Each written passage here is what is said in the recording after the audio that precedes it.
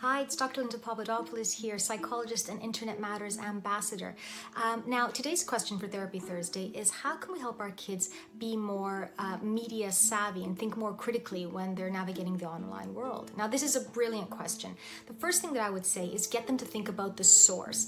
It's really important to be able to distinguish someone who's telling you something as a means of sort of fact-checked information and someone who might be saying something because they're trying to shock you, they're trying to keep you on their site. They think that, they're getting attention. So kind of really speaking about the person or the organization behind the message and what their intent is. And this is actually something you can do from quite a young age, right? So, even when you're reading sort of storybooks with children, the idea of kind of saying, who wrote the storybook? What do you think they're trying to say when they're doing this? So this notion of not just what's being said, but why it's being said and by whom. The other, I think, really important thing to think about is the distinction between the media we kind of get from the online world and what we get from traditional journalism. So explaining that when you're reading an article in a newspaper or watching it on the news on TV, these journalists are fact-checked. And what that means is that they have sort of guidelines about what they can and can't say, and they have to prove that what they're saying is true, or at least that they believe it's true.